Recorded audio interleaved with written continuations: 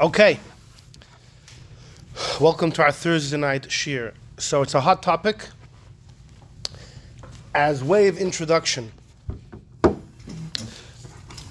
most mitzvahs that we do, mitzvahs of action, so there's the action you do, and really, biblically, that's all it would be. The Chachamim came and added a bracha. The brachas are usually quite short, and most of the time there isn't much else that we say. Occasionally, certain mitzvahs come along with extra incantations, extra tchinas, supplications, bir chametz, for example, and of course, Sefiras Haomer. The mitzvah of Sefira is really just a couple words, a bracha, a couple words, and that's really all it could have been. Tosfos, though, already records 800 years ago that there was already a minhag then after Sefira to add something right away, a special Yichud, to ask the Eibishter to rebuild the Beis HaMikdash. And Tosfos asks that why is it we don't do that? We don't do that by other mitzvahs. Layesharim b'sukkah, you sit in the sukkah, lulav and esrog.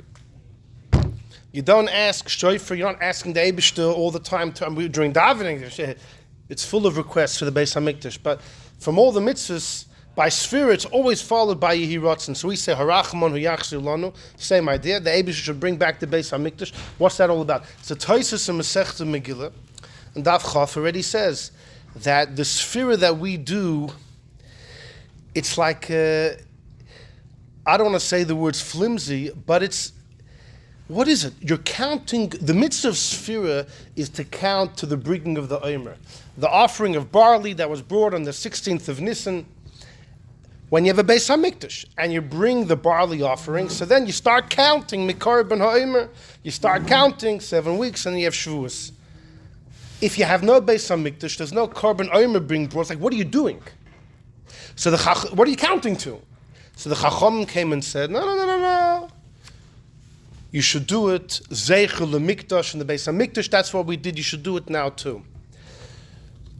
But it's really like hot air, it's not the real deal. In fact, when you do it, you kind of feel, what am I doing? So right away you say, Eibishter, bring back the Beis HaMikdash, we can do this for real. In fact, we once had a shir about why there's no Shehechiyanu on Sefiras Haomer. You would think on any mitzvah Derabanan there's a Shehechiyanu. There's a Shehechiyanu on the first time Chanukah licht and Megillah, everything Derabanan. And all of a sudden Sefira, there's no Shehechiyanu. You go right into it. And the Baal Hamor, Reb Zerachia Levi, in times of the Rambam in Spain, he already says, listen, he gives a few reasons, but one of the reasons is Shehechiyanu is thanking the Eibishter for bringing me to this special time. When you do Sefira, you count Sefira and you realize, what am I doing? This is just a Derabanan as a memorial for what once was. But it's not the real deal. Your heart breaks. So how can you make Shehechiyanu, thank you for bringing me to this time, and do something which causes distress? When you think, what am I doing? This is a commemoration of what once was. It brings to mind the story of the Baruch of Mezhebush. A fellow came to him who was writing a sefer on a Masechta in Kodshim, speaks about Karbonis. It was a sefer, Chidushin, and he wanted a Baruch to give a haskama on the sefer. And the Baruch looks at it and says, every day when I daven and I say Ezehu Mekoymon Shel Zevachim, I think, where is the location of the Zevachim? Where's the Beis HaMikdash? So tut weh the heart. My heart starts to hurt. I can barely go weiter. And you wrote hundreds of leaflets, hundreds of pages on Kodshim, with a big smile on your face. So tut weh the heart. So the Baal Hamor said a similar thing. You don't make Shehechiyanu. So extrapolating from there to the Tosfos and Megillah, a similar thought that right away after Sefiras Eibishter, bring it back. Bring back the Beis HaMikdash so we could do this for real.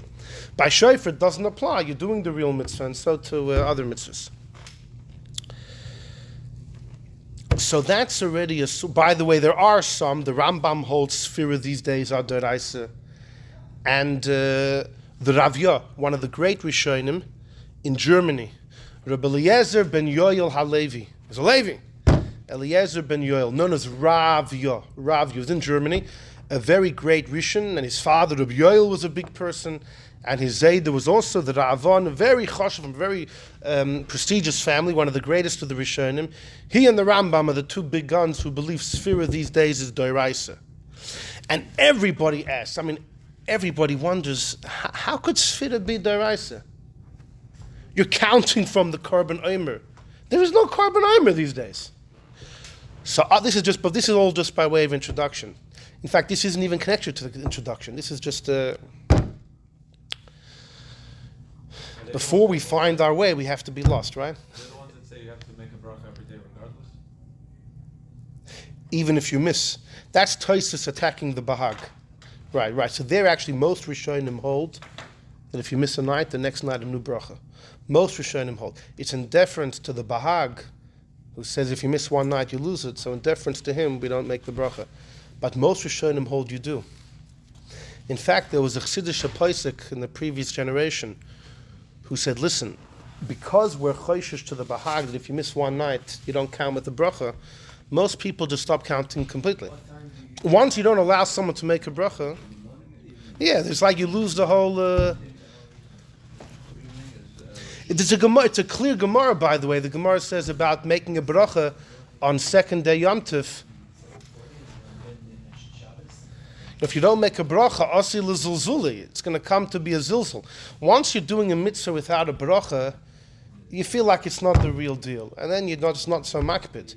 So there was a Chassidish Posek who wanted to say, listen, if most Rishonim hold every night's a new mitzvah, you want to be choishish to the Bahag, it's coming at a major expense. Because now you have hundreds of thousands of Jews not doing Sefira. Because since you're being machmir not to let them make the bracha, so now they throw in the towel. So he went around trying to collect signatures from different Rabbanim to reverse the halacha. Make a petition that the halacha should be from now on. He said the whole reason was to make a chumrah, but the chumrah made a major kula that most people, or a large amount of people, who aren't making a bracha just throw in the towel. Anyway, that's fascinating. But that's about fine. We also once had a shir, the debate between the Rebbe, the Minchas Chinuch, about what's pshat in the Bahag. Welcome.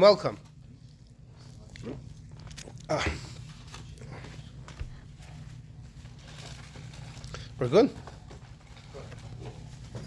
Anyhow, okay. So there happens to also be okay.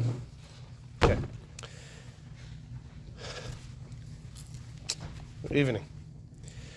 So the Rambam and the Ravya are kind of the two lone soldiers that believe that Sefira these days is Deoraisa. You wonder how could that be? Like there's no Korban Omer. And off the bat, you would think that the Rambam must hold that you're counting not from the bringing the Omer, but the day. You must be counting from the 16th of Nisan, right? You must be counting. A simple answer is you're counting from the day, and the day is as it always was. The problem is, listen to this. Where does the Rambam bring the mitzvah of Sefiras Haomer? It's not in the laws of Pesach. It's not in the laws of Yom Tov. It's not in any of the Orach Chaim sections. It's in Tmidin Musaf, in the laws of Karbanos. So how could you say the Rambam holds it's a mitzvah about the day, which happens to be the second day Pesach? It's clearly connected to the Korban.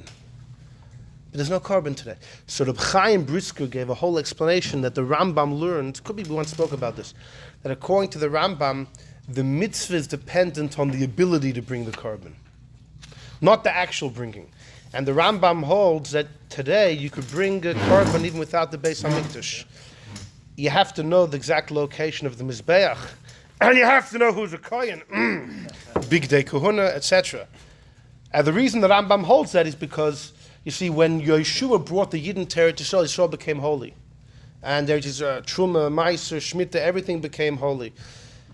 When Nebuchadnezzar destroyed the first Beis HaMikdash and most Yidden were sent out, it was lost. The first Kedusha was lost. It was regained and re-sanctified when Ezra brought us back. The Shaila is when Titus destroyed the second Beis HaMikdash, what happened then? There's some believe that we lost it again, but the Rambam holds no. The second Kedusha that happened with Ezra was L'Shaita or La'asid Lavi, for then and for all time. So you're allowed to bring a korban. So according to the Rambam, Sefiras Haomer depends on the ability to bring the Omer. And you have the ability today in theory. Anyhow, so the Rambam and the Ravya are kind of the two lone soldiers who believe it's Deoraisa. Everyone holds it's Derabanan. It has a difference to what we discussed on Sunday about the order of mitzvahs. Fine. So, but standard opinion is Sefiras Haomer is Derabanan. That's the standard. Most believe that. Makes sense. And that's why Tosfos says, right after you count, right away you make a bakosha. And you ask the Eibishter, what we're doing is not the real deal.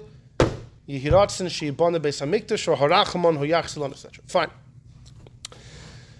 There's also a minig. Our minig is, we say, from Tilim, Kapitel Samach Zayin, Elikim Yechanenu Vivarchenu, 49 words, each word for another day. Then Ona B'Kayach, we love Ona B'Kayach, right, from Nechunya ben Akana. Also, there's 49 things there that relates to the days. And then we have it at Boina Shalom. Can these things Alter Rebbe brings in the Siddur? You think we say a lot in Lubavitch. No, in the other places, there's a much longer nusach for Sefiras Haomer. And they say a lot before, as a preparation. See, we say everything after, in the aftermath. We do the bracha, the mitzvah, and then others have a whole hachana. And that's where the L'Shem Yichud comes in.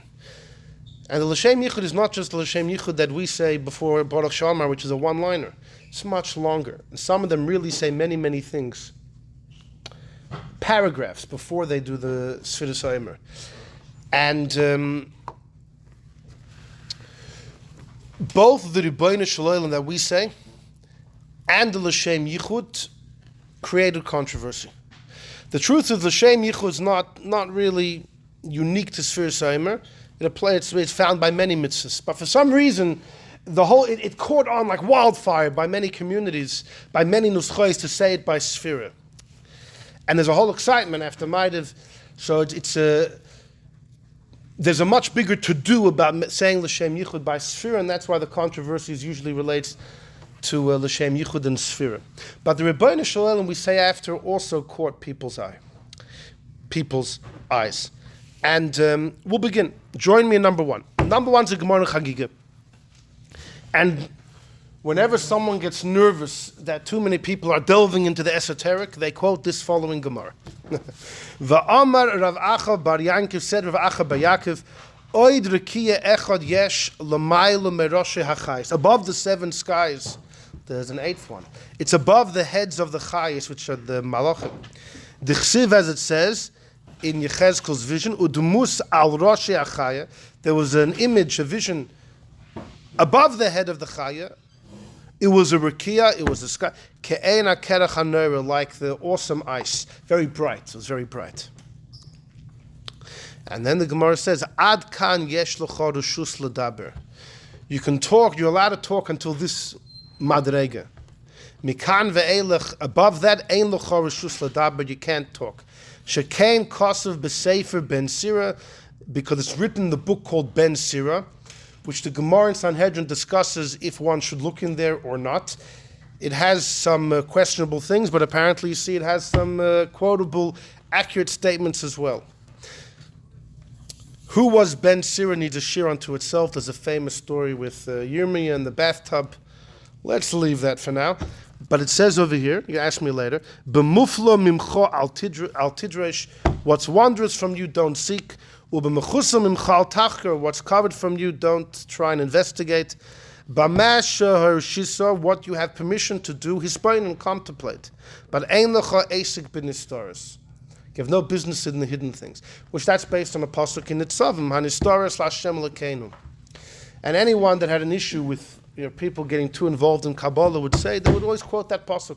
The hidden things are for God. Haniglis lanu, niglis for us. The esoteric is for God. And this is a Gemara that quotes it. We just started the Rambam, and the Rambam talks about it. When he talks about the story of all the creation, and he says, but this is it.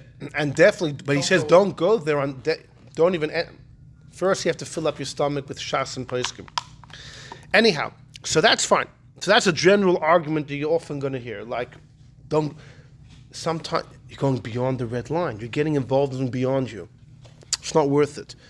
Rabbi Akiva went into Pardes, him, Elisha ben Avuya, ben Azai, ben Zoma. Only 1 out of 4 was a success, 25% success, said Rabbi Kiva, Nichnas b'shalom, Yatsa b'shalom. The rest suffered. The rest suffered big time. And okay, so that's just something that we're going to have to reckon with. Join me in number 2.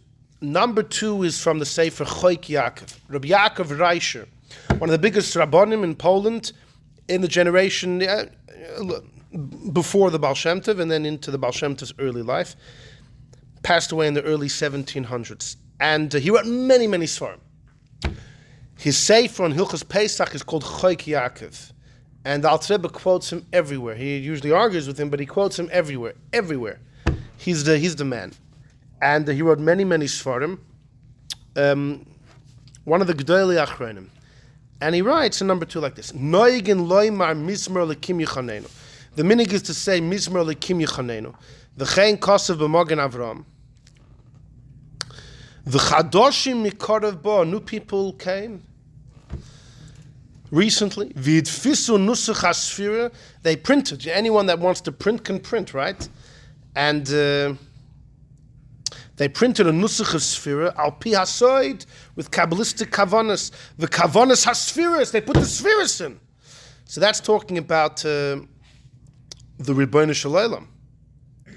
Now, when he says kavanas hasfiras could be Rebbeinu Shalom, when he says soid might refer to the l'shem yichud. He doesn't say l'shem yichud clearly, but the kahai gavna b'hakafa shebelulav also oymin psukim. They say psukim with the seid of kavanas harizal.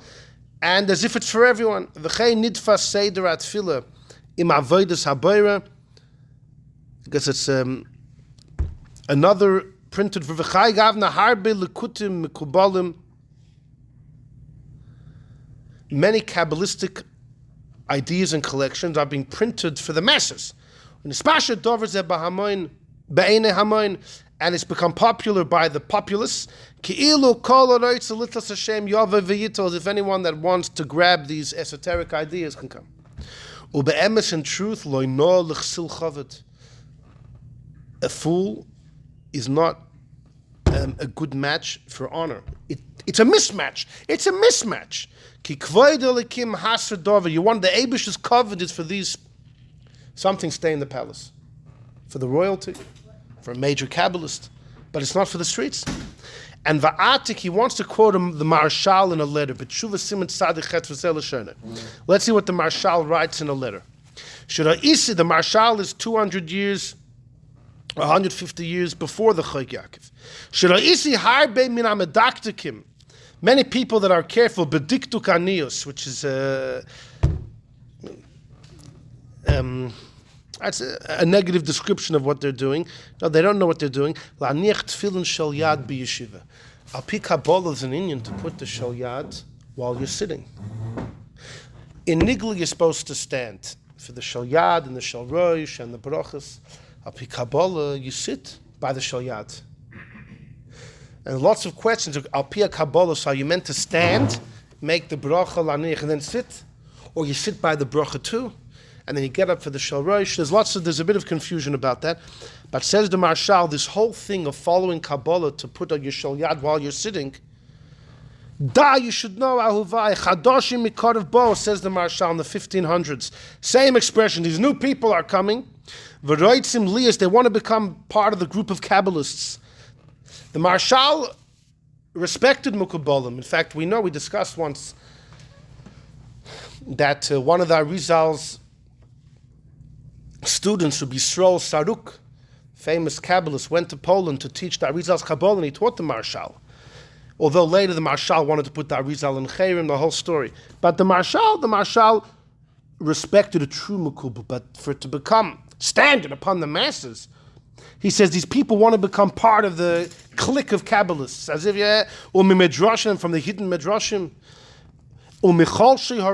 but because they're so weak of vision, they can't even see the light of the Zohar. Zohar, I guess, means radiance. They don't understand. They don't understand. The Arizal writes somewhere. Reb Chaim Vital is writing from the Arizal a very unexpected statement. Reb Chaim Vital writes that Rab Shimon Bar Yochai wasn't the greatest Mekubal amongst the Tanoim. There were other great ones. Yechunya ben Hakana, Rabbi Akiva, and others, etc. The reason why Rashbi was entrusted with writing the Zohar, or having his students and their students write the Zohar, but he gave over the teachings in a way that it could be formatted into writing, was because Rashbi had an art, says the Arizal. The Rashbi was able to do a magic trick, to take the deepest ideas and camouflage them in a statement that regular people would read the statement and have no idea the true secret. Only those with the correct glasses would be able to chap the true depth of the word. So only that magic trick Rashbi could do, and therefore he was entrusted with the heavenly mission of getting those teachings into writing. So B'meila says that's why it makes sense what the Marshal is saying. If you don't have those glasses and you open a Zohar, mefashe garnished, even if you know the translation of the Aramaic words, you don't know what Rashbi is getting at. You don't know. You have no idea what's going on, unless you're a groisim makubal. It's just someone found a statement in Zohar about putting tefillin sitting down. He said, "V'da, you should know. Kol Rabboisei v'Avoisei Akdoshim, all my Rebbes and my holy fathers, sheshimshu goynei olam, loy nagu kach. They didn't do this. Elo kedivi atalmud v'aposkim." Actually, Mitzvah Shem probably before Lag B'omer sometime, maybe the Sunday, we'll have a shir about what do you do in halacha versus Kabbalah. But you see from the Marshal, at least in this instance, that you follow the Talmud and the Poskim.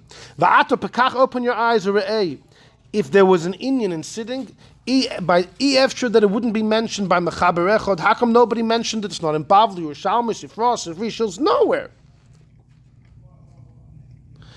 And then he says, "Misha lo yoda lahasik soide." If somebody misunderstands the Zohar, you're driving down the road, you make a small steer of the wheel. Doesn't take long until, God forbid, you're off the road. You can come to awful conclusions. Lochin ahuvai, says the Marshal, al teilech, but don't go with them. Don't be involved in this stories, especially if you're going to use it lemaisa. Hamisyarim, that they're all proud with these novel minhagim they're creating, as if they understand the secrets of the Torah. Halavai, they should know Gemara. And then he says, MaiAhava koicha shel Rab Shimshon Mikinan. This is a well-known statement that the Tzemach Tzedek brings in a Maimer. Rab Shimshon Mikinan was a Rishon, and he said, when I daven to God like a child. Ani mispal da ze'atinik, like a kid. After he learned Kabbalah, he said, when I daven, I think like a simple child. I'm standing in front of the Eibishter. No spiritual hispaninus contemplations. Shumispal ketinik ben yoimai. Now that's a well-known statement of Rab Shimshon, and that's dealt with as Al-Kain. So the Marshal is still talking. Nahoi Kedar, keep going, and don't get involved with that group of Kabbalists. And you should know, anyone that wants to make a change, he has to prove, that it fits with Shas and Poskim. Ad kan loshen Marshal. That's the end of the Teshuva. So back to the Chok Yanki. Harei midvar. What do you see from there? Ein l'shanas haminig. You don't change minhagim. Af bekas hamekubalim. The Kolsh came for sure. Shar shinui haminhagim shuskru b'svarim chadoshim. For sure, all these other minhagim which are mentioned in new svarim, which maybe aren't from legitimate Kabbalists. Fine. And even if you say you're allowed to change, but you do it quietly, but it's for Yechidei school or someone mefursum as a chassid. But it has to be batznei aleches v'loy lefarsim hador v'lashanas haminig. That's how he ends off. So the Chok Yankov was very clear, and he's talking about Sefiras Haomer, the things. But he mentions the Sefiras. He doesn't say Klil L'Shem Yichud. People have understood. He refers to that as well. That 100 years ago, no one was doing it. He says all of a sudden, every guy is a makubal. They're talking about the Sefiras. If he's referring to L'Shem Yichud, they're talking about the Kutchabricha and Shchinte. What are people doing? If someone's a grois makubal, let him do it quietly. Quietly. Afen zayt. Don't let other people hear. But it definitely shouldn't become standard. He says the honor of the Eibishter is Haster Dover. So that's the opinion of the Chok Yankov. Now, he is a major commentary in Shulchan Aruch. If you open up a big Shulchan Aruch Pesach, you're going to see him right underneath. He's the guy. And these are heavy words. Heavy words. Okay. When the Choik Yankov was an old man,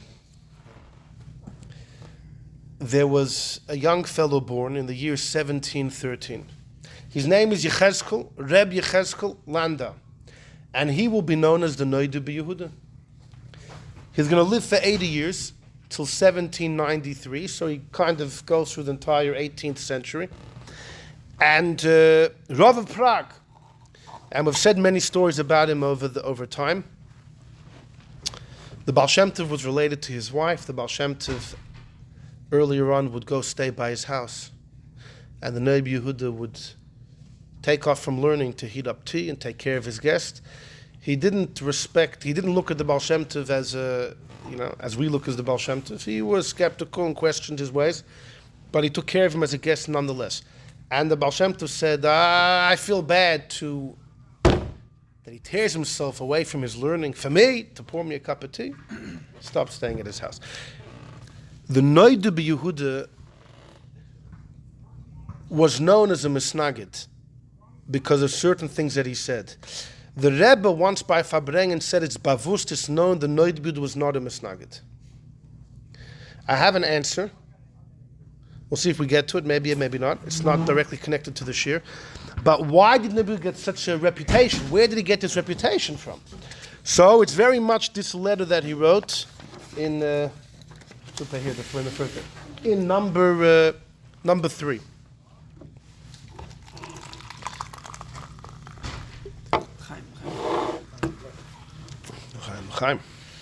Okay, so here we go. Va'alorvius, and Nodah B'Yehuda writes, on the fourth question you asked, Asher Shah benusach l'shem Yichud. You asked me about the nusach of l'shem Yichud. Asher chadoshim mikarev. You see, everyone uses that same expression. That's the classic. It's the Johnny come lately. That's what it means. Johnny come lately. Where are these people? No one heard of this before. All of a sudden, this new guy comes, and you have these things. B'chlal Judaism, standard from Judaism is always afraid of something new. Still today? That's how we are today, who we are. Because we have fortified walls. Correct. And, whenever something came to shake, there was strong investigation. And if something was really emes, then it would push and push until it slowly seeped in. Like Chassidus. So according to that What's theory, kept us is the... What? According to that theory, the battle against Chassidus was justified. It most definitely was. No. It most definitely was justified in the beginning. Absolutely not. Without question. We see from the results. We see. John, you can't look back. I look Hold back. on. I don't have to look In a back. I look at the Fabrengen, first He didn't minute. say the entire. in a Yud Tes Kislev Fabrengen, in the beginning... Every second of it was evil. It was Sitra Achers fighting against an amazing, transcendent, earth-shattering new way coming down. They had That doesn't legitimate make it right. legitimate concerns. Of course they had legitimate concerns. So According to then them, you're it allowed to was challenge. sin.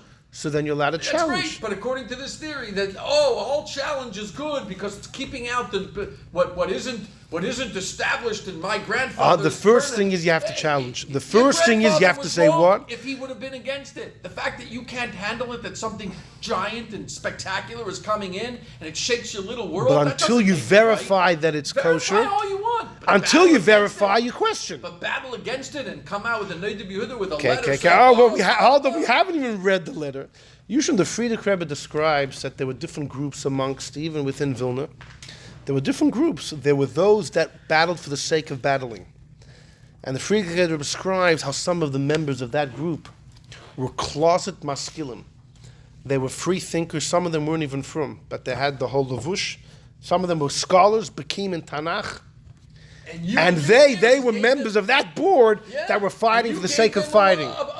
Others, You what? gave them an area to go and battle. Oh, it's okay. Hold if you battle. on. But I'm referring to the other group. Sure. Who were Oh, in it, the other Ilashem Shemayim, and the Friedrich Rebbe puts Reb Chaim Volozhiner over there, who they were incredulous, skeptical, until they were able to verify. And it takes a long time, sometimes a few generations, really, to verify that something is truly holy. That's on you. If it takes you that You many know, they say generations that to recognize they say something that like Tanya. Reb Chaim Volozhiner wanted to open a yeshiva. So he went to his Rebbe, the Vilna Gaon, and the Vilna Gaon kind of he didn't give the stamp, the stempel. A year or so later, Reb Chaim Volozhiner brings up the topic again, and he was still passionate. So the Vilna Gaon says, if you're still passionate, it means it's coming from the right place. When something comes from the other side, so it's powerful today, and then it loses its strength tomorrow. If it's continuous, it means it's emes. So then he told him, yeah, open the yeshiva. Then he gave him the green light. So that took a year, 2 years. But for a new movement, sometimes you want to see how the kid's going to turn. In other words, if something is emes, then it'll be long-lasting. So you have to wait till it's long-lasting to see the indication if it's emes or not. Anyhow, let's go. Let's move. The Vilna Gaon himself didn't get that, and he is like this. What do you think the Vilna Gaon wants? Chidushim in halacha. Yeah. So the Vilna Gaon wasn't in the position of Rav. He kind of did his own thing. He wasn't leading a movement. Yeah. You should know that there is a well-known story that the Vilna Gaon, when he was traveling, when he was younger, he spent a number of years in self-imposed exile. And I think this happened at that point. He was somewhere for Pesach. By the Seder, he arranges the kaira, his own kaira. He has his own right. He only has 2 matzahs, not 3 matzahs. He did everything different. At the Seder, there was some big Rabbanim, and they said, who does this guy think he is? He's created a new Judaism. They wanted to put him in Chayrim. So before they did that, they spoke to him to justify. And then they saw he was a scholar par excellence, and they backed off. But you see, he said even the Vilna Gaon had to. Rabbi Yaakov Emden also attacked the Vilna Gaon, but that was Shabsai Tzvi related. Okay, it was exciting times. Okay, let's go. We gotta go. So says the Nodah Yehuda. So the question was, Asher Chadoshim in the second line of number 3. Chadoshim mikodav nispashet, that v'nitfas in those Sidurim you have this l'shem Yichud. L'shem Yichud kutshu brichu shchimtei, and he says, I'll answer you. That ad sha'ato, instead of you asking me what the kresk nusach is, because the guy wanted to know, do you have to say Yud K and Vav K, or you could say the Hey? He said, you're asking me how to say it? Why don't you ask me if you should say it? How should you say it? Well, maybe you shouldn't say it. Well, the deity, it's an awful illness. It's an awful illness. The generations before that didn't know about this, they never said it, never heard of it, and they were busy in Torah mitzvahs all their lives. He said, Al pi Torah, Al pi poskim, that their words come from the source of MaiAhava, the word of the Talmud. Tumas Yisharim Tanchem. That is the just way of life. And they're the ones that shall also peri lamayla, they made fruits above. And Godum al Shemaim Chastom, their piety is above the heavens. In other words, I'm envious of the people back in the day who didn't even know, who were oblivious of all. The Chok Yankov in number 2, he passed away in the early 1730s. And he speaks about it being put in the Sidurim already then. We're going to see some alleged was right after Shabsai Tzvi in the end of the 1600s. We're going to see that's when it... You don't know what you said about it. So in number 2, the Chok Yankov mentions a few Sidurim that had it. I don't know which one had it first. So continues in Nodah Yehuda. But this generation, they left Torah Hashem, the source of MaiAhava. He says, who's learning Bavli and Yerushalmi? Instead, they're digging broken ditches. They're going down the wrong path. We're number 3, about 12 lines in. Misnasim b'roiv levavam. These people, they raise themselves with the haughtiness of their heart. And each one says, Anoichi haroya, I see. You know, there's all these self-claimed Kabbalists. I see the heavens. You know, Shmuel the Amora said about astronomy, Nehilin li shvilin derakia k'shvila denardo. The heavens and the pathways of the heavens are clear to me like the pathways of my city. He was referring to the movements of the stars. But this became an expression used for Mekubalim who say, I see the pathways of the heavens, of the Olamus above, and Malachim, and the Olamus, and Sefiras, just like my backyard. And each one says, Anoichi Haroya, Ich zeh, I see it. And lead to me, the gates of heaven are open. And because of me, the world exists. You know, these Chassidish Rebbes, they're destroying the generation. Elohei machrivi hadar. Now, he doesn't say he's talking about Chassidish Rebbe. He doesn't say that. Could be he's talking about, I don't know, followers of Shabsai Tzvi, other self-claimed Kabbalists. But you'll see what he says in the next line. By the way, during the 1700s, there were still many followers of Shabsai Tzvi alive.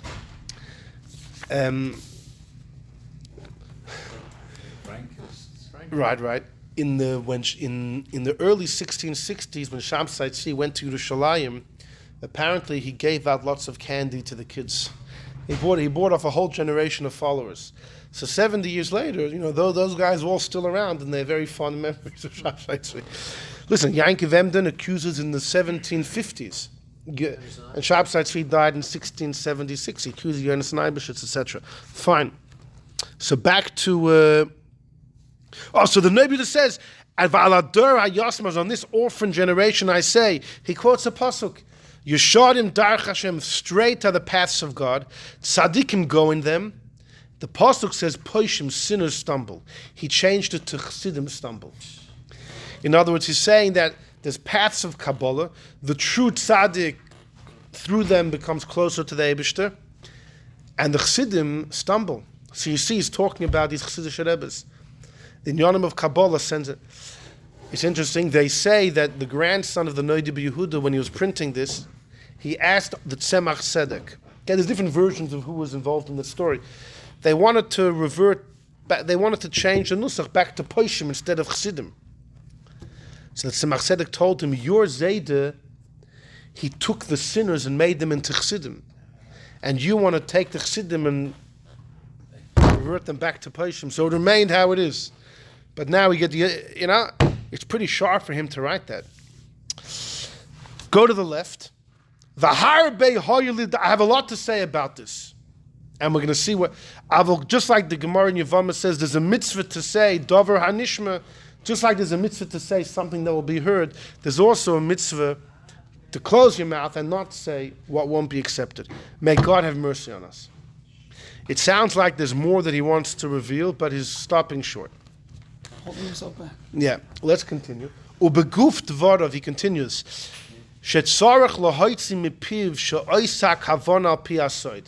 here we get, there's actually a major halachic discussion here. B'chal, when you do a mitzvah, there are certain kavanos you have to have. You have to have kavana that you're doing, you have to be aware that you're doing a mitzvah. Mitzvah tzrichis kavana, right? We spoke about that many times. It's a machlokes in Gemara, machlokes Rishonim, but the halacha, pretty much the accepted halacha is a mitzvah can only work if it's accompanied with kavanah. You have to be aware that you're doing the mitzvah, right? By mitzvahs Derabanan, there's a debate. The Radvaz says mitzvahs Derabanan don't need. If you happen to do it and you only realize after, you're at a yotze. And the Pri Chodesh disagrees, and we've spoken about that before. But he doesn't speak on what they added the Kabbalah Shabbos, all the paragraphs and everything else. That's not for a mitzvah. That's adding tilim to davening. You're adding tchinas, supplications, or tehillim. Here it's about a mitzvah. You're adding things to a mitzvah. So there's a few things. You're adding incantations. You're telling the Eibishter what the mitzvah should do. Eibishter, this mitzvah needs to be meyached the kutshabrichu and the shechina. He's going to write, you're telling God what the mitzvah should do? You do the mitzvah, and the Eibishter will decide what. But before we get there, b'chlal, so the halacha is when you're blowing shofar, you have to be aware at some point that you're doing the mitzvah. By mitzvah deraisa needs kavanah to be aware. By mitzvah derabanan there's a debate, but l'chatchila you definitely should try and be aware. Do you have to verbalize that? I am now making kiddush because there's a mitzvah to make kiddush. I am now putting on tefillin because there's a mitzvah to put. Do you have to verbalize that? So the truth is, some say actually when you make a bracha, the purpose of the bracha is to do that. When you say kiddushanim b'mitzvaysav, You're verbalizing that I'm now doing a mitzvah. But let's say Kiddush doesn't have a bracha before. Right? Any mitzvah which in itself is a bracha, you don't make a bracha before. So do you have to verbalize before or during the Kiddush, I am now being yoyed to the mitzvah of Kiddush? Why do we say it before Baruch Shem or before that? We'll get there. We're going to get there. So, there, B'chlal, by the Sfardim, you find more that they say you're supposed to verbalize before Lulav and Esrog, that, verbalize, Hineni, I'm about to do the mitzvah of Lulav and Esrog. No kaballistic intentions, just the pshat intention. I'm now doing the mitzvah of Leishev Basukah. But for those, you would say the brach itself should supply that. You're verbalizing, Hashem gave me the mitzvah to do this. So that's one form of kavana lotses, having in mind to be yotze. Fine. There are certain things that need a kavana of lishma. When you make tzitzis, tefillin, a get. Sefer Torah needs to be lishma. Now lishma is something of the mind, but you have to verbalize it. So there is a letter that Radvaz, the great Rav in the 1500s in Egypt, later in Tzfas, that Radvaz pretty much wants to say that l'chatchila over the board, you need to verbalize. So b'chlal l'shmon, a soif is writing a get, you got to verbalize. So l'chatchila taka, even when you tie your own tzitzis, you need to tie it l'shem mitzvah tzitzis, and l'chatchila, you should verbalize. L'shem mitzvah tzitzis. You color your tefillin, l'shem kedushas tefillin. Why do you verbalize? So the question is, maybe the verbalizing there is just a good idea, because if you don't verbalize, maybe you won't think it either. If you have to verbalize it, then the curl ma'er kavana, you'll end up thinking it. If you don't verbalize it, then much easier to slip your mind. Which would mean it's not really for the sake of verbalizing. That's just a safety net to make sure you actually think it. But these are halachic kavanas. These are not mystical. These are halachic kavanas. Then you come to the arena of mystical kavanas. And here you have two shilas. A, are you supposed to be thinking them in your mind? And B, are you supposed to be verbalizing them? Rabbi Yaakov Emden, I don't have it in the paper, he writes about his father, the great Chacham Tzvi. He says, my father was well versed in Kabbalah. I never heard him ever say the words L'Shem Yichud, but he thought it. So that's an approach. The approach is L'Shem Yichud is very holy. The approach of L'Shem Yichud is very holy, and because it's so holy, it needs to be kept under wraps. Not because you're scared other people will hear. It's just not a thing you should verbalize. Said that, or you're... That's what he... Yes, that's the mashmos. The mashmos is because it's such a holy thing, it needs to be kept quiet. Right. Not because of concern of too many people will do it, and then... even without that concern. Right, on certain things you say balachash. If you write a set in Torah, you write the set names of Hashem, and you don't say the shame, you're not even yotze. No, but he have it, as long as you thought it. If you don't say it... Yes. You have to say it. L'chatchila. No. But why? If you I think it says in Kesser, I think. Some say b'di'evet. Okay. So that's an interesting approach. That L'Shem Yichud is pashut so holy. Think it, don't say it. The Nodah approach is different. His approach is B'chal, you shouldn't even be thinking. But let's see what he says. Ubeguf Dvarav, he says, you want to tell me shetzarich l'hoitzi mipiv, the guy that wrote the Buddha is saying that you need to verbalize that you're doing the kavan al pisod. You have to verbalize the kaballistic intention. And he brings a raya from the beginning of Zevachim. What does the Gemara say? Join me in number 4 quickly. Let's do this quick. A quick Gemara in Zevachim in the beginning. When someone shechts a carbon, the carbon has to be shechted for whatever carbon it was sanctified for. If a carbon was set aside to be a shlomim, so you have to shecht it for that purpose, right? The kohen's going to do the job, everything for the sake of the shlomim, because that's what it was sanctified for. So the Gemara says, Rava says, what if the kohen had nothing in mind? It's still good. It's only a problem if he had something else in mind for a different carbon. But if it's stam on lishmon, if it's stam, it's like he did it for the right reason. But by a get, Rava says no.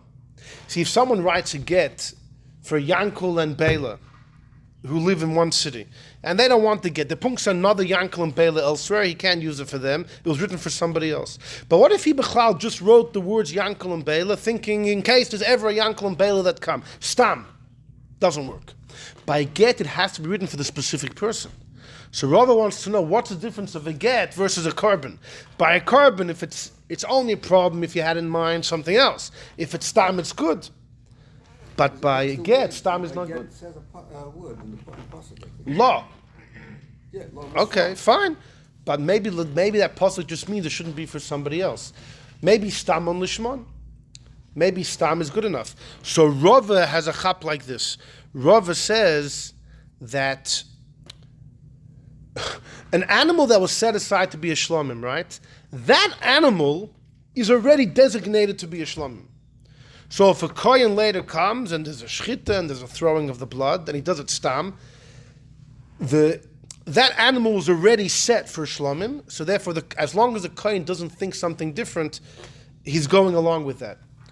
But by a get, when the Sofer wrote stam Yankel and Bela, for any Yankel and Bela, and then he finds a Yankel and Bela, that woman was never designated to be divorced, right? So you can't say that when he wrote it, he was going along with someone who was designated. She wasn't.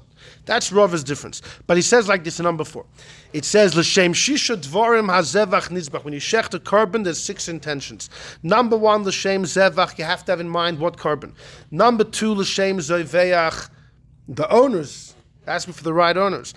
Then L'shem for God. L'shem ishim. It has to have in mind it's going to go in the fire. L'shem reach. It's going to be a good smell. L'shem nechech, satisfy the Eibishter. If it's a chatas and a osham, you have to have in mind they're coming for a sin. And Amar Rabbi Yossi says you don't have to have these 6 things in mind. Af mi shelo yehoya b'libo l'shem achas mikol elu. Even if you didn't expressly have in mind who the owner is and all these things we just mentioned, kosher, because it's a Tnai Bezdin. Bezdin made a condition that they look, if somebody, as long as the Kohen didn't think something different, he's going along with the initial script. The initial script is being kept. And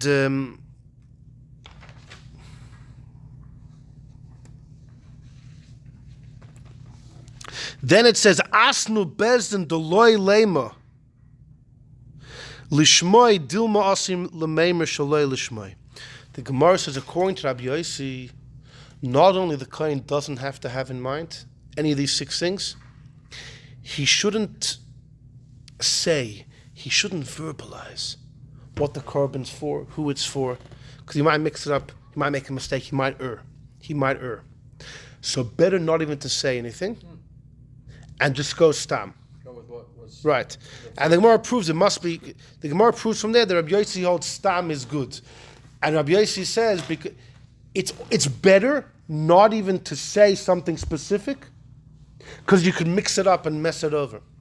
So you're better off not to say anything and just to do it stam. It's almost like you would think it's also better not to think who it's for either. You might think for the wrong person. It's better just to put all thoughts aside. even according to Rabbi Yossi, you still have the initial action that set it aside. Yeah, exactly. So he's relying on that and said, don't do anything. Exactly. Only Shut, there, shut. right. But by a get, it wouldn't work. Right. So back to the Nodah Yehuda. This Gemara is actually the center of the whole discussion. Is it better to verbalize something or better not to? So the guy, back to the Nodah number 3 on the left-hand side. Let's go. We're moving.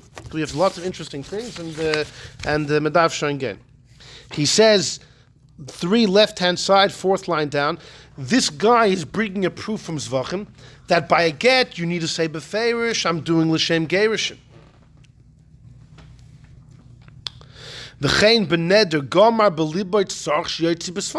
If someone's making a vow and you decide in your mind what the vow should be and you accept it upon yourself in your mind, not valid.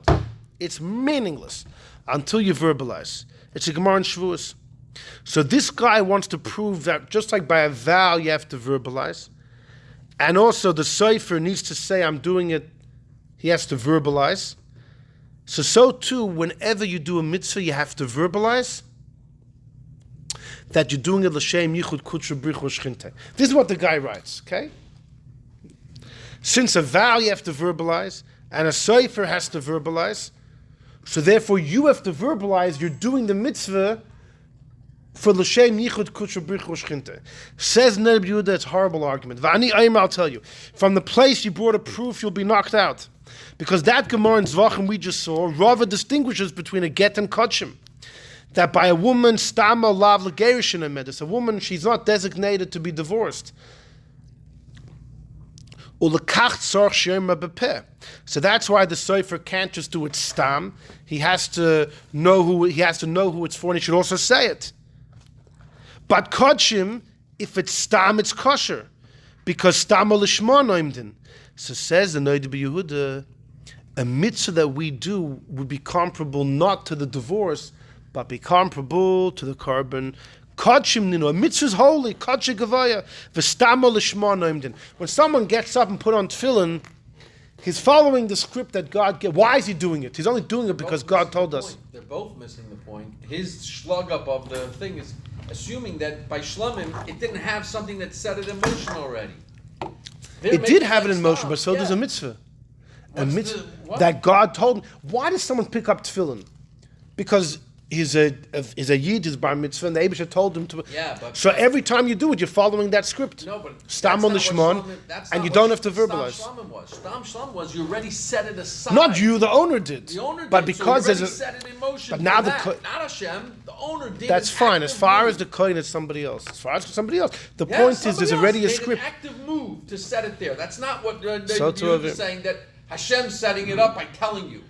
Telling you is telling you, but a human being has to set it in motion. That's what the. So first of all, if someone's done a mitzvah in the past and they've thought about the mitzvah in the past, there's something called kol ha'oisa al das rishon ha'oisa. Whenever someone does something, they're continuing their own script from the past.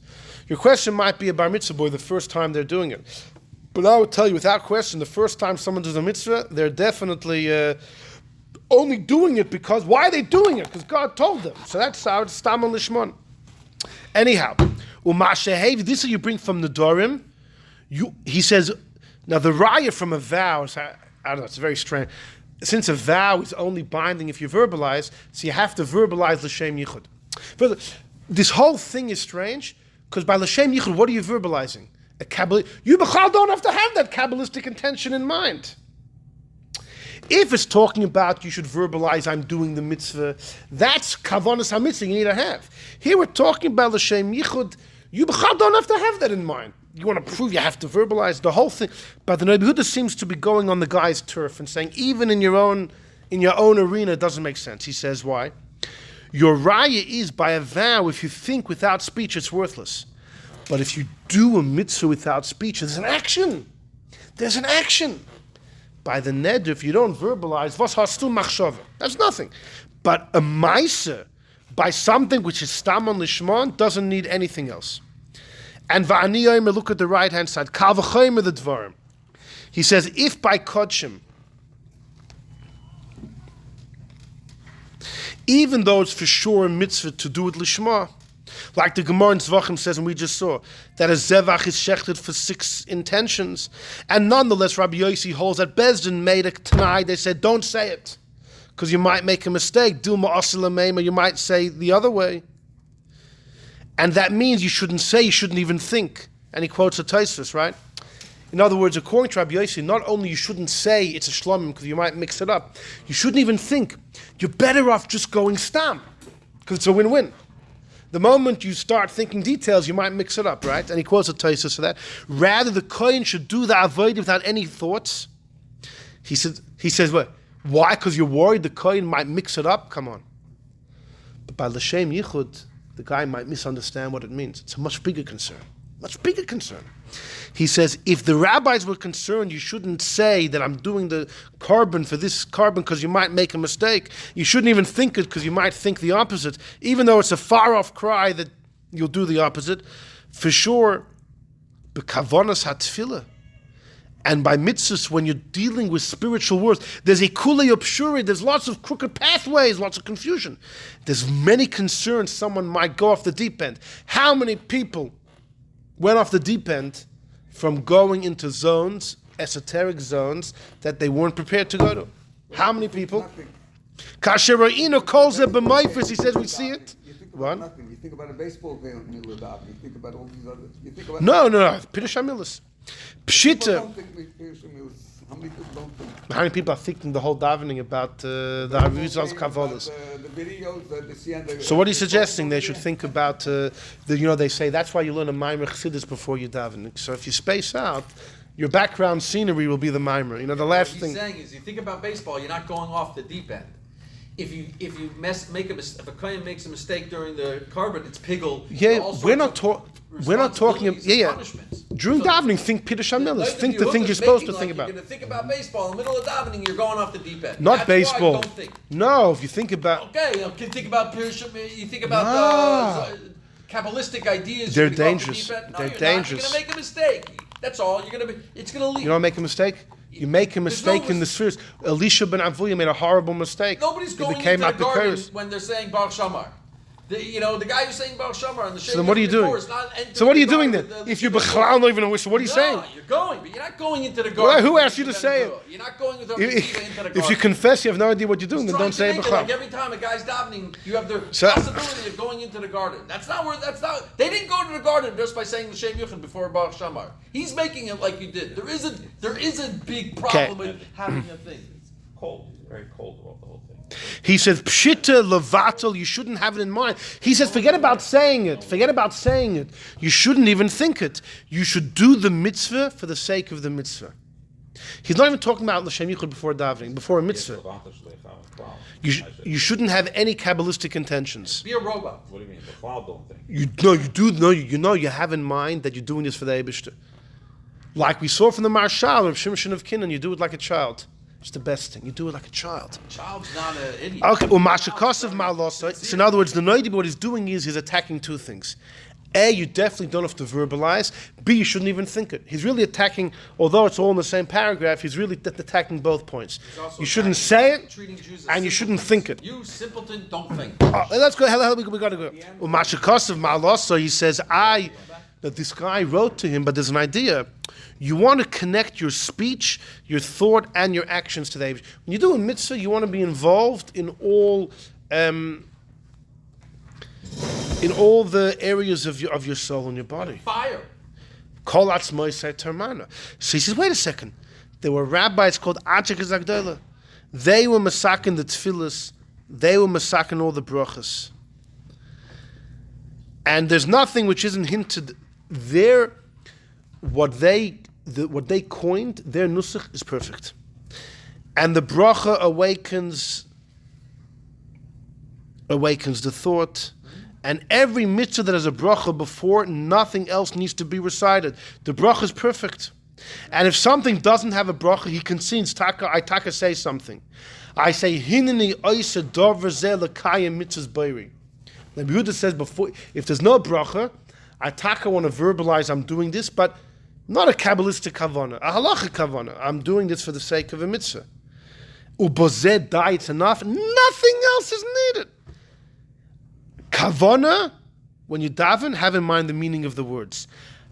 Things have to happen in heaven, it'll happen by itself. What's an example of a mitzvah that doesn't have a bracha that he would say that?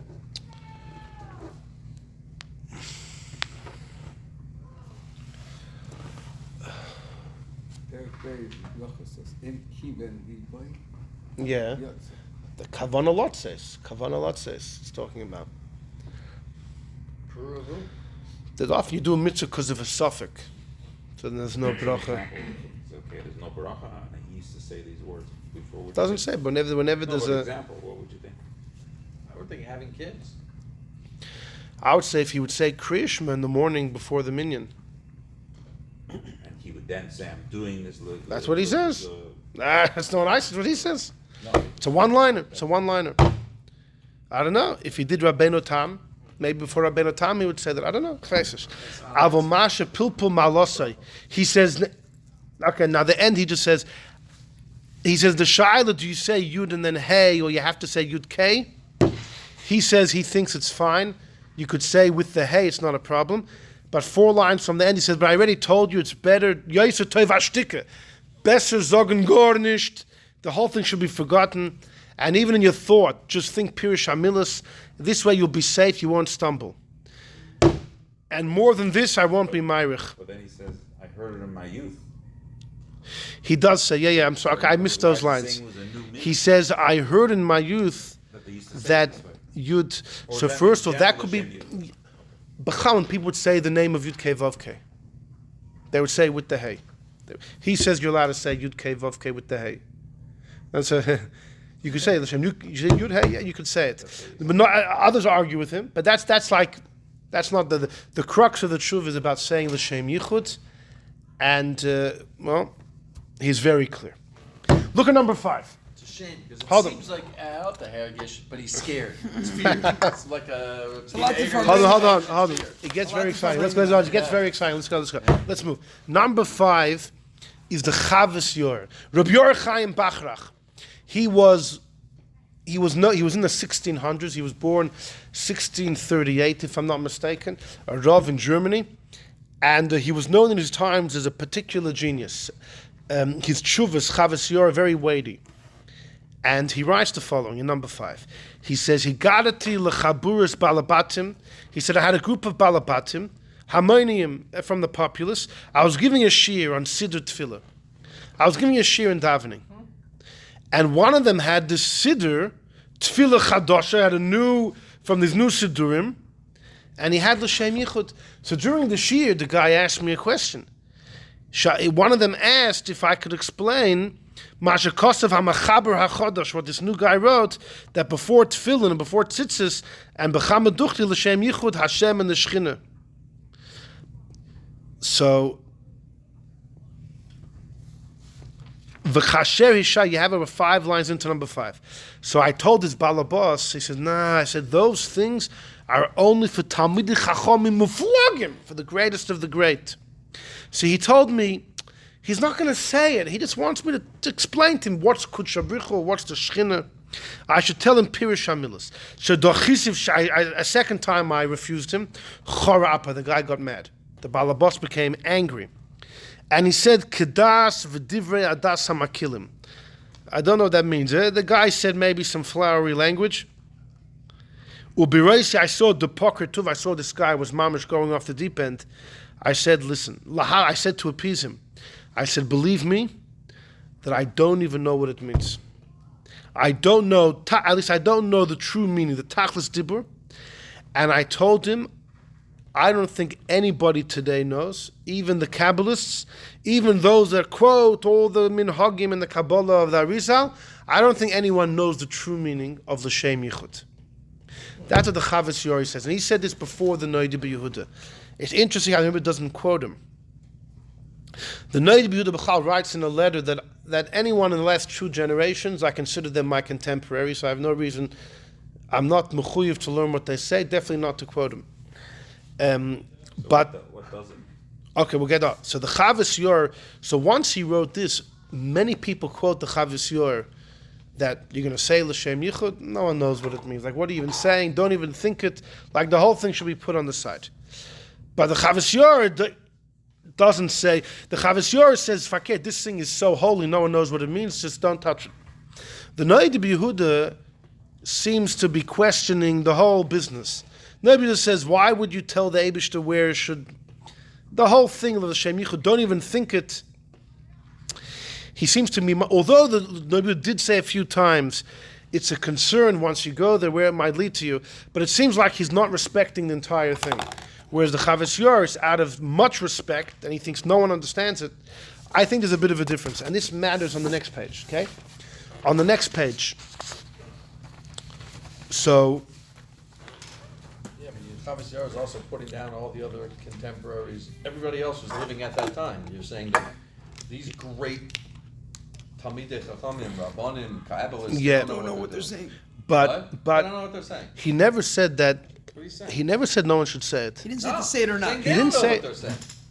Anybody today? But since the living Shem has no Yichud, idea, so stay but away from no, he didn't say. He said, but because it's true, maybe say it. In other words, just because someone doesn't fully understand the Kabbalah of the Arizal, means he shouldn't learn it. No, he was the guy. The guy didn't ask if he should say it. Chavos was giving a shear on David. Sure says nobody understands it. Let's get away from there. Yeah, he wasn't encouraging to say it. Nobody else. He wasn't contemporaries understand it. You're saying about every Rav who lived of that time. You're saying every single one of them had no knowledge of it. Yeah, It's really arrogant. It's not nice. So it's a little arrogant to say that everybody in the last 200 years, I don't have to go to. Yeah, that's the Nodah Sefiras. Yehuda. He's accusing anyone Who are we against. He's accusing anyone who has an issue with the L'Shem Yichud of arrogance. All right, let's move to the next page. I'm going to do it in the following order. Anyone wants to leave could leave, but I want to do it one. One. Person doesn't mitzvah, we connect ourselves to Hashem. That's not L'Shem Yichud Kutshabrichu Shchinte. Kutshabrichu Shchinte is we're connecting different parts of the Eibishter. It sounds scary. Bechal, even the Sefiras were very scary to many people. The Rivosh, who was in the 1300s, in the early 1400s, writes in a letter, quoting an earlier Rishon, who was had a big issue with the 10 Sefiras. And this Rishon said, the Kabbalists are worse than the Christians, because the Christians have the Trinity, and the Kabbalists have 10 parts of God. So there were many that had a big issue with the Sefiras, although that goes from Sefer Yetzirah and but L'Shem Yichud Kutshabrichu Shchinte is even harder to understand. I mean, who's Kutshabrichu, who's Shchinte? Okay. So after the Nodah Yehuda wrote this, he had a student called the Teshuva MaiAhava. Rebbe Elazar Fleckels was his name. Elazar Fleckels, a big, major Torah scholar in Prague. Devoted student of the Nodah Yehuda. Look what he writes in number 8. Join me in number 8 on the next page. Kol Zeh Kosavti, this is his first letter that he writes. This is my opinion about all the poems that the Rishonim wrote from way back when. What year is he? He passes away in the early 1800s. He was in the 1700s, like his Rebbe.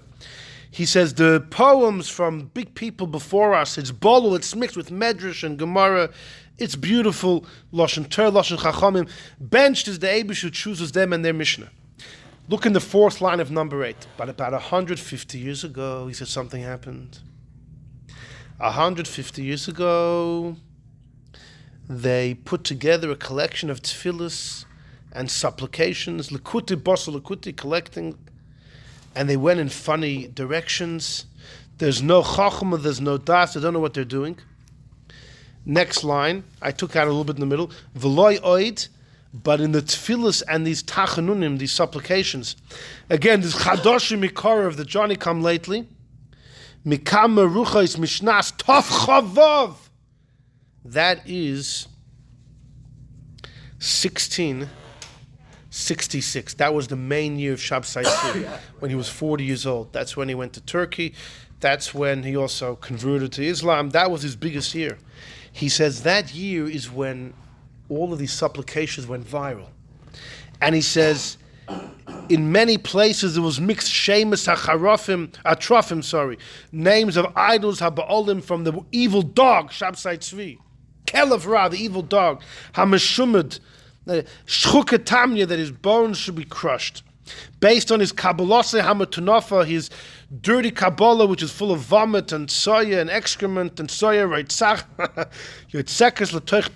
that guy should swallow boiling dunk, okay? and as he would say, and that's being nice. That's putting it mildly. He's attacking the source. Look what he says. And his students and their students, God should send them to Be'er Shachas. They shouldn't even live a half a life. Any mixture of them is also even a drop. That's like by. So how long did it last? His Talmidim.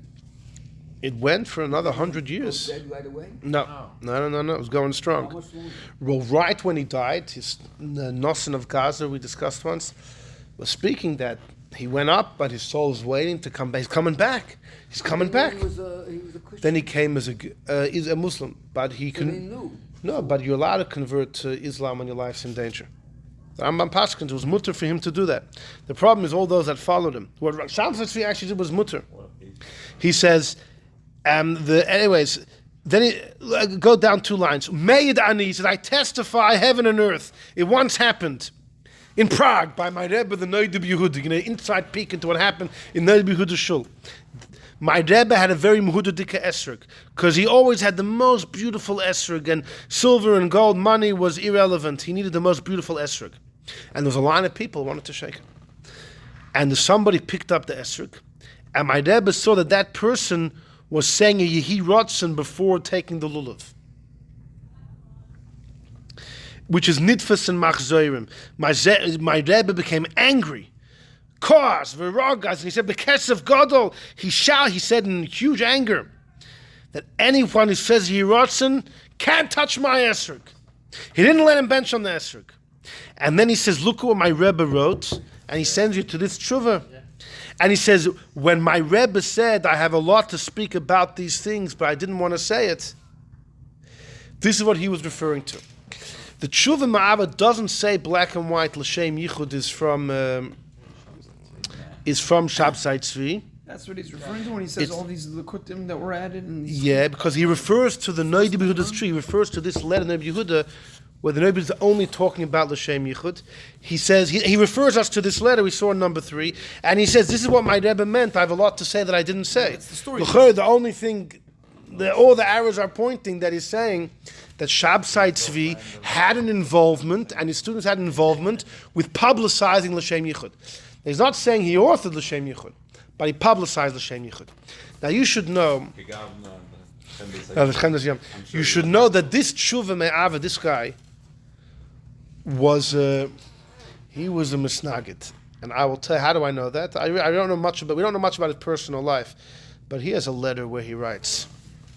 He praises the emperors of the Holy Roman Empire who didn't allow the Zohar to be printed. He praises them, and he writes black and white. You see it in his letter. He says that the Zohar, he says Rashbi's name is not on it. It was found much later. We don't know who wrote it.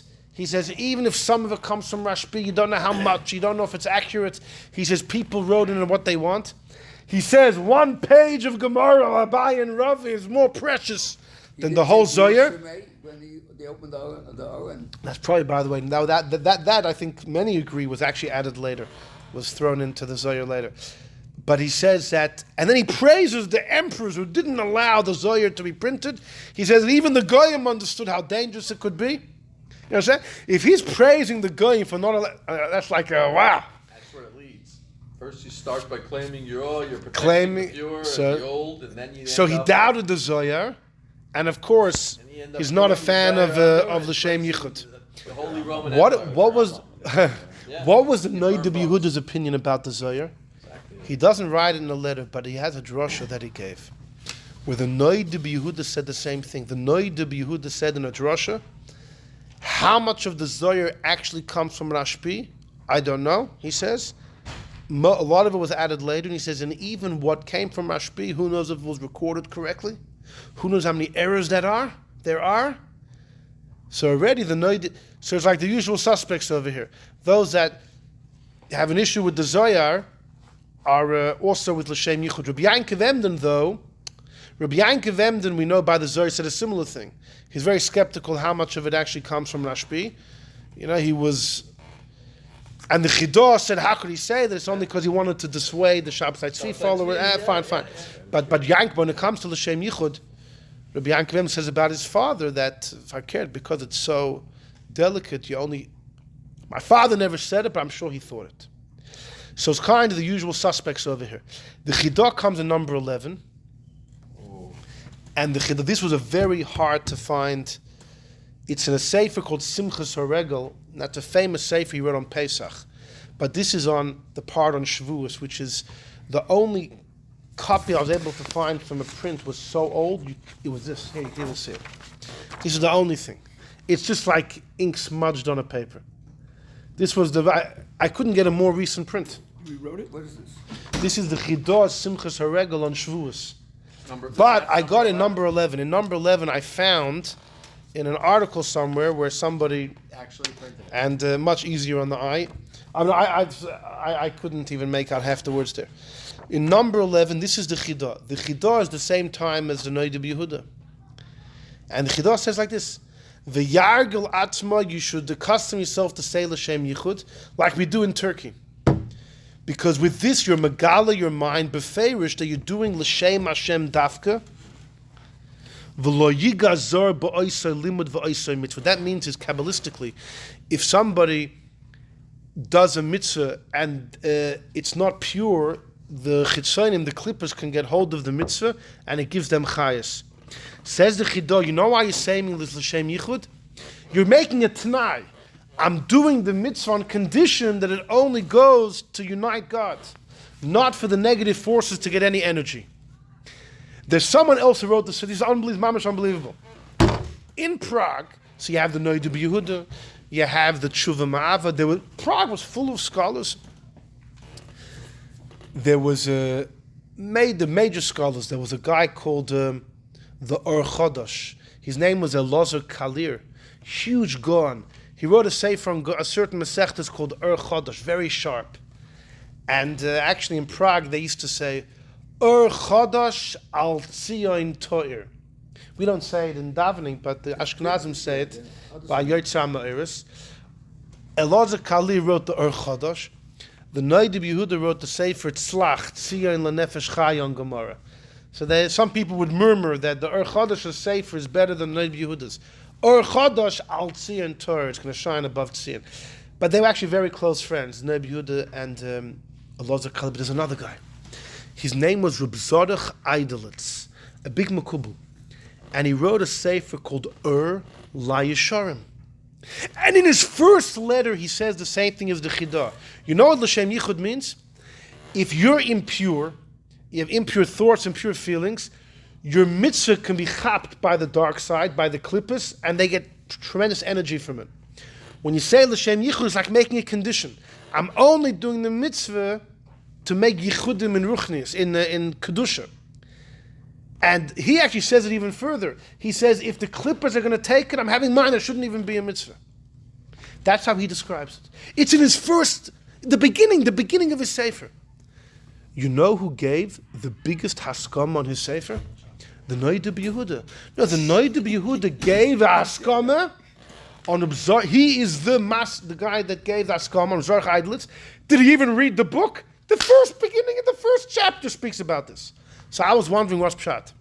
The Satmar Rebbe, Rebbe Yoel of Satmar, said, I don't know if it's a svara or if he has a tradition. He says, when Reb Zaroch Eidlitz explained to the Nodah Yehuda this idea of l'shem yichud, Rebbe Yehuda accepted it, and he backed off everything he wrote before. Yeah, that's what Rebbe Yoel of Satmar said. That was his Talmud? What was he? Reb Zaroch was a Talmud. Yeah. Makes sense what I was saying before. So he said this fascinating thing. He said, because how do you explain? He gave Askam, he never saw what the guy wrote, like the first chapter. So Rabbi Yoel Satmar has this theory, don't know where it comes from, that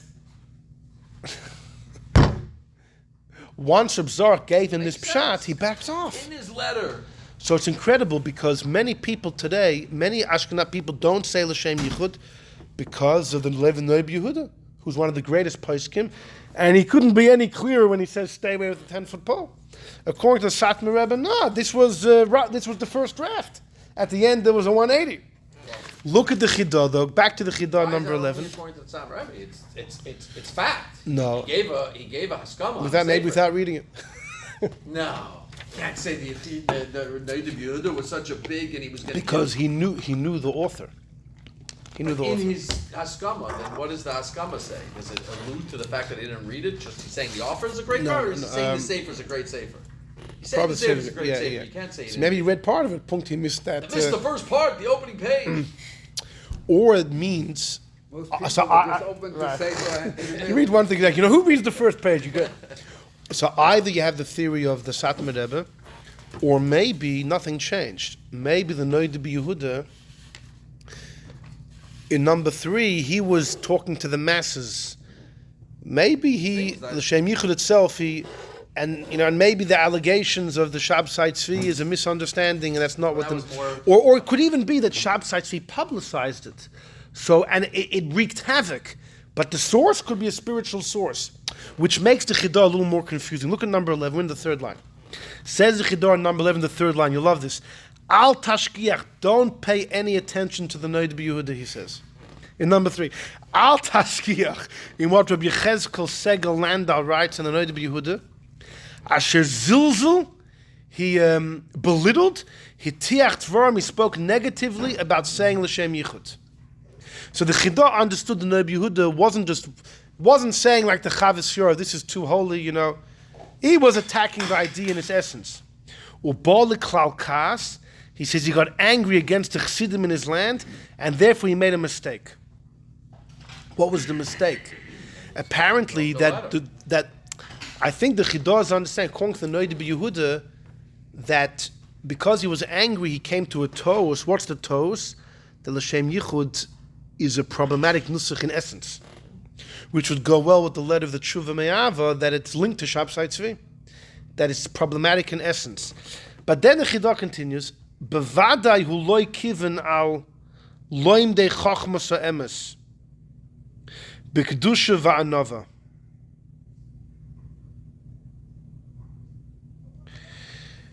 Then he says it could be, he thinks Noda B'Yehuda maybe never meant the true Kabbalists. He was saying, B'chal, you don't need to have any kavanah. The regular Joe on the street doesn't have to have any intentions. What needs to happen will happen on its own. But then he says, his choylich b'yadayim nekis is arguing on the Rashbi. He's arguing on the Rashbi's friends. He's arguing on the Arizal and Eliyahu.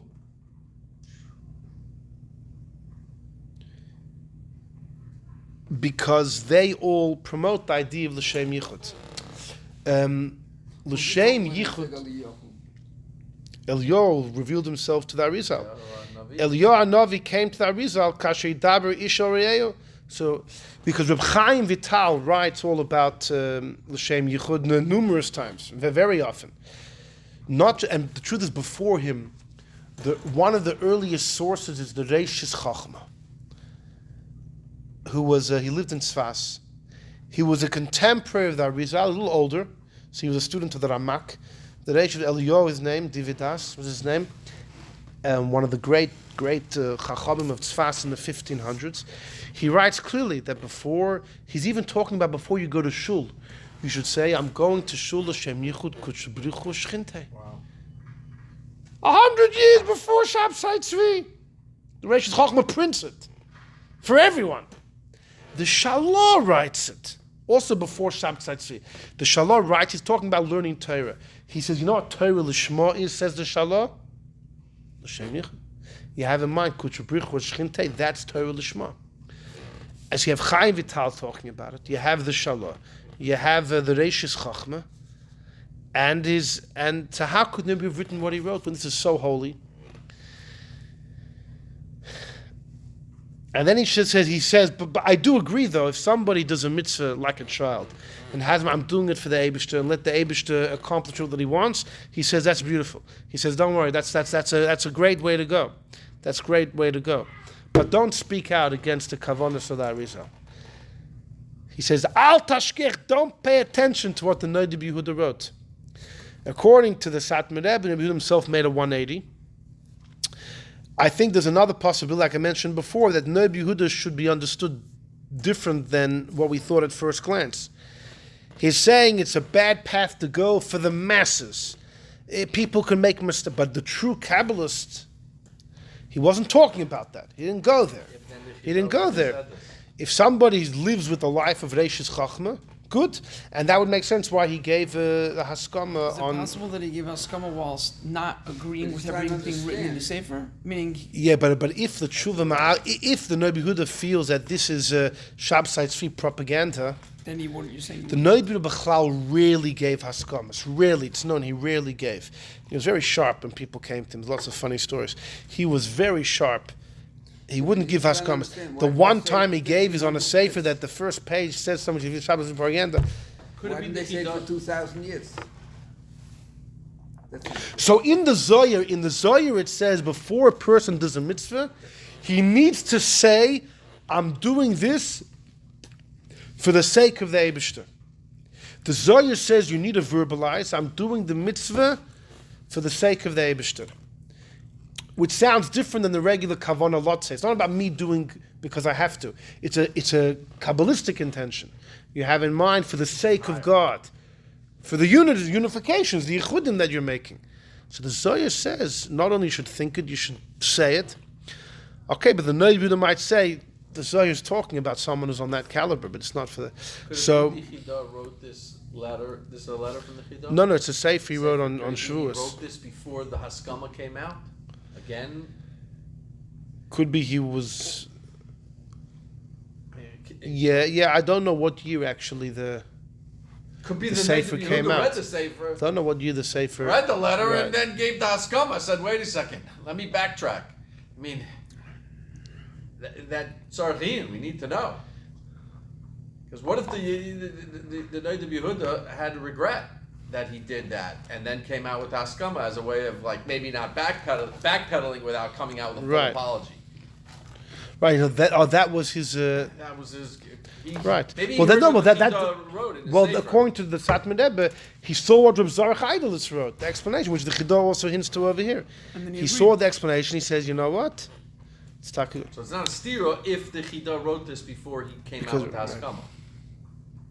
So, if you look, It's not a stira. let's have a quick look. I'll just do some of the things outside, because in number 6 is from the Rebbe Rashab in the beginning of Samach Vav. In number 6, on top of the page, the Rebbe Rashab on the 3rd page of Samach Vav says, "It's known that Tachlis Brias v'Yishavos Ha'olamus, the purpose of creating the worlds, and the reason the neshama came down, is lahamshich, a revelation of Ein Sof in the worlds through Torah mitzvahs." In other words, the Eibishter has the light that he shines that fills the world, Mamali Kolaman, and then there's the light, which is the infinite light, which is Seva that surrounds. When you do a mitzvah, you bring the infinite light into the world, so you're unifying the limited light and the unlimited light. That's the Yichud of Ein Sof, this is Rebbe Rashab. In number 6, it's the Yichud of the unlimited light, which is Seva of Kolaman, into the Mamali. And then he says, like we say before every mitzvah, good. L'shem yichud kuchabrichu shchinte. He says here, every mitzvah beforehand we say it. He says, you know what kuchabrichu shchinte means? Kuchabrichu is the way the Eibishter is kaddish, the way he's separated. That's the which surrounds the world. The shchin is the that rests. It's the limited mamale kalaman. And when you fuse the two together, which what a mitzvah does, We're doing. he said that's what the Shem Yichud means. It's a Yichud of Soivav and Namale, which is the idea of bringing the essence of Hashem into the world, which is the reason why Hashem created the world in the first place. Why say commercial when we don't do that? So he explains here what it means. He says you do it before each one. So look in number 7. This was a discussion of the Rebbe and Mordechai Eliyahu, the last year in 1992. And the Rebbe says in number 7, Minig Chabad, we say L'Shem Yichud one time a day. In the beginning, before we say Baruch She'amar. The aim, we don't say L'Shem Yichud before each mitzvah. Why?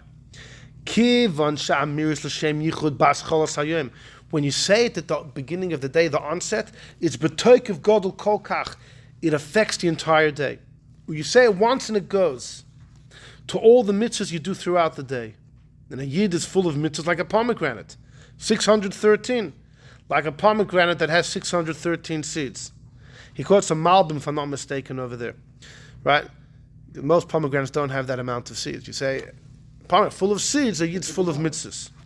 But here the Rebbe says, no, some say a pomegranate, maybe the perfect pomegranate has that amount of seeds. Archetypal one. Some Sefer counted. I counted too. And how many did you 700, get? But my family counted many times. So we said, but some Sefer claims that he counted. No, All right. If you know how to count. Shekol Pratei Hanyan. So he says all the mitzvahs we do throughout the day are empowered by the L'Shem Yichud, the beginning of the day. You do before Baruch She'amar. He says, you know what? Because Baruch She'amar, you talk about how Hashem creates the entire world. So, and everything you do throughout the day is part of that world that you talk about in Baruch She'amar. So the L'Shem Yichud before it empowers your entire day. This actually comes from the Rebbe Rashab in a different maimer, not in Samach Vav, where he says we do it once, it empowers the whole day. So we do say it before each mitzvah.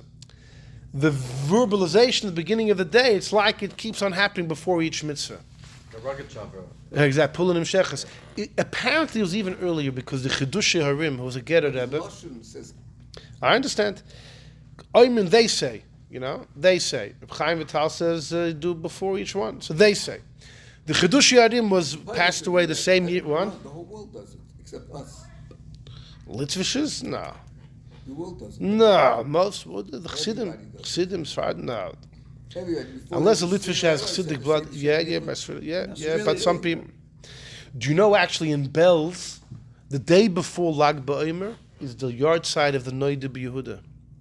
Some Chassidic groups say L'Shem Yichud every night of Sfira, except for that night. In deference, the night before Lag BaOmer. Brutal. The night before Lag BaOmer, Yud Zayin Ear. One night of Sfira, they don't say it because in deference to the Nodah b'Yehuda.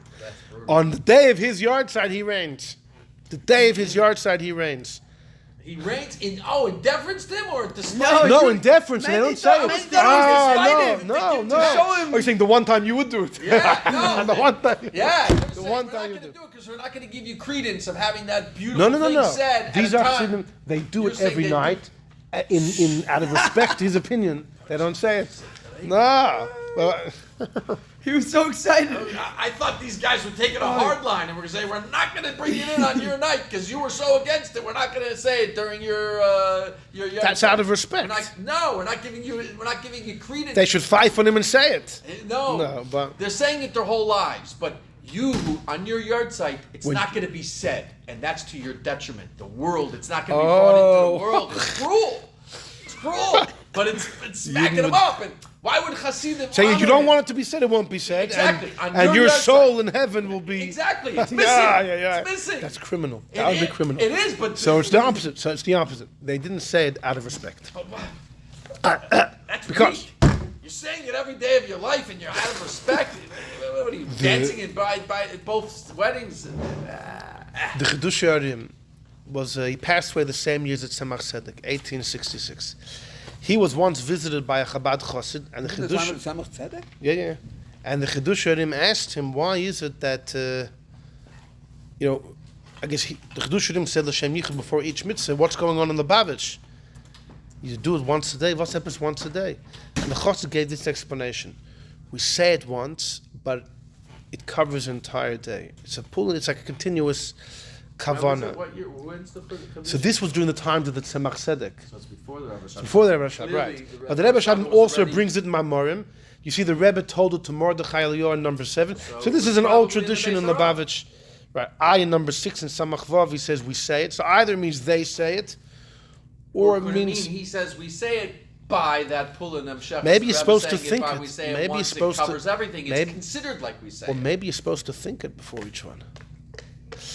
By the way, number 10 is a mimer where the Rebbe mentions the minig of saying L'Shem Yichud, and there's look at the sources that's quoted over here, just to make sure that you should know it's not linked to Shabsai Tzvi and it has holy sources. In number 10, you can read it yourself. Many sources of the Arizal Sfarim, a whole host of sources. What's funny is the Rebbe doesn't bring the Reishis Chochmah. It's not brought there. Who was the first before the rest? Neither the Shalah, but plenty of the Arizal and his Talmidim. This is well documented. And that's why the Chida, number 11, looks at the Nodah and says, what's the Nodah doing? Anyone that knows anything about the Arizal knows about the Shem Yichud. This is like basics. In number 9 is the last thing. Number 9 is another Sikha, one of the last Sikhas we have in the Kutei Sikhas. It's a Rosh Hashanah Sikha. And the Rebbe wants to know about L'Shem Yichud, about why we do it once a day and it covers the whole day. So look what he says in the second paragraph of number 9. Adayin doirish beer. He says, even if you do it one time for the whole day, he says, I have a problem. If this is something that's shaykh to every person, I'll tell you, put it in the siddur for everyone. So why don't you do it before every mitzvah? Why don't we say it before every mitzvah? Like, what would be the loss of that? No, but what would be the loss to do it even better? And if it's something which is only for the greatest of the great, so then why was it put before Baruch Shamar for the masses? So the Rebbe says like this, that when it comes to the kavanos of the Arizal, there's two things. There's having the intentions, and then there's being able to affect what the intentions affect. Having the kavanos is not for everyone. But reaching the result, everyone can have that result.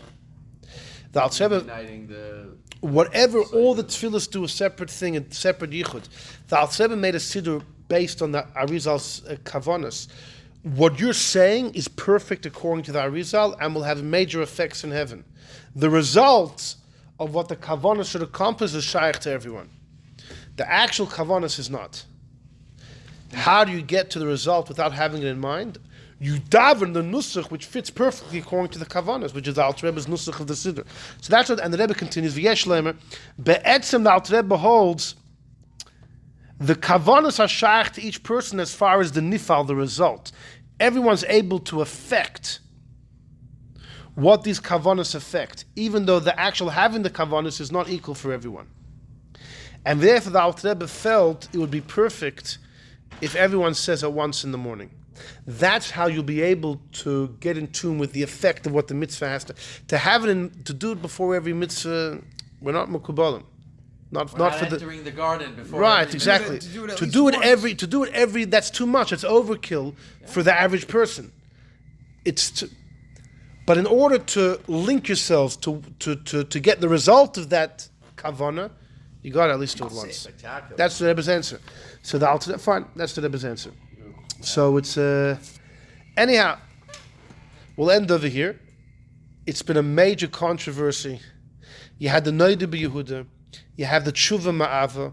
You have Rabbi Yaakov Emden saying, "My father never said it, only thought it maybe." You have the Kain standing up for what The was Chida, the Chida is the honor of the greats. wow, and the Chida is a man of peace. He doesn't, but here he puts a Nodah b'Yehuda in his Kain place. is a man of peace, but he's also a kanoi. When he needs to be. When he needs to be. Yeah. You know the story of the golden staircase in the Chida? What did you say the Rebbe just said? No, there's a story of the Chida. At the end of his life, he lived in Italy, in Livorno. So apparently it happened over there. There was a woman who was flirting around with other men. She was mezana, and her husband wanted to divorce her, but she denied it, even though there was mountains of evidence. She was from a choshev family, though. Very important family. It wasn't easy to... Anyhow, the news came to the Chida, and the Chida said that he wants the woman to come to him. Not coming. She's not from the aristocracy, she's not coming. He pushes and pushes. There's two versions if he went to her or she ended up coming to him. Let's say she finally came to him. He apparently was in his room. And as soon as she was within an earshot, she went up a staircase and he starts reading from a Sefer Torah, Parshas Nosai, about a Saita. And when he gets to the words, At kisotis, you, because you strayed, you're going to blow up, he turns to her and points, At kisotis. And she was afraid. She turned around. Before she got to the bottom of the stairs, she exploded. So they covered that whole staircase in gold, or the top of it in gold, to be a commemoration. So the Chida was a man of peace. They covered the top of the staircase with gold. It was a golden staircase, as a reminder that there's an Eibishterfenwelt. But you know what? I'll end with this. Tell me what you think. When the Chida was an old man, he passed away in the 1790s. In the 1806. And somebody was traveling there who was a chassid from Russia, who had the new sefer Me'or Einayim from Nachum of Chernobyl. And the Chida was ill. He was lying in bed. He was frail. And all of a sudden, he hears, his attendant tells him, there's a visitor here, a Yid, and he has a sefer from one of the big Chassidic Rebbes, Nachum of Chernobyl. The Chida sat up in his bed. He was all excited. He gave me the sefer. He starts reading the sefer.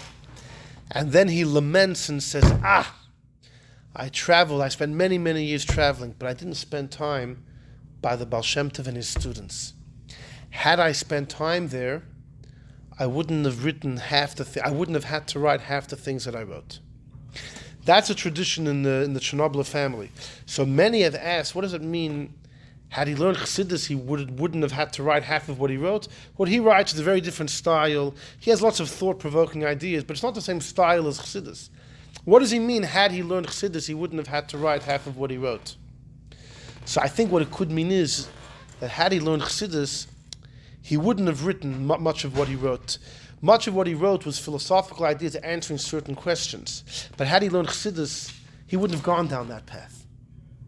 Or can you say he would have realized the answer was there in Chassidus? Right. In other words, he would have had the answer through Chassidus. He wouldn't have gone through the other path that he took. So people think what he's saying is, I wouldn't have had to write half of what I wrote because it was No, it's not that it's overlapping. It's completely different. Exactly. He wouldn't have done. Anyhow, but the Chida is the great defender in this case. He's the great defender of the L'Shem Yichud. But you should know, many people won't say it. The Nodah Yehuda, the Teshuva MaiAhava. So it's incredible that the Satmar Rebbe says that, no, the Rebbe changed his mind at the end of his life. Now, if his proof is only from the fact that he gave a haskama to a sefer that has it in the beginning, I'd like to see, is there a way to find out when the Chida wrote this and when the haskama came out? The sefer? Nodah Yehuda would not have seen this from the Chida. Could he have heard about it? If the Chida wrote it, there was a koil. I don't know what year he I'm wrote sure this. it was hitting caravans. People were coming to. You know how hard it was for me to find this? You know how hard it was for me to find this? Now. And back then it was hard to find too. It was on the billboard. At that he was in Livorno in Italy. Okay, Italy from Prague. It's going to go north. Right there. Yeah. Right Now there. it's right there. Back then it was still a distance. Okay, but if you're not talking about traveling to Eastern Europe, you're talking about. But the Nodah, who said the Nodah Yehuda would have flinched? Because it's the Chida. You don't mess with the He didn't Chida. flinch from no one. He didn't flinch from nobody. I think he would have flinched from the Chida, and this is pretty harsh writing. And not only is it harsh writing, the Chida doesn't just throw, harsh words around. He backs it up. Are we still on? Yeah. He backs it up with facts. He backs it up with what are you talking about? You're saying these guys. All right. This is before the 100 I years think we before. could. We can give the battery a break. 100 years before Shabsai Tzvi. How can you say it? He wants to say something off the record.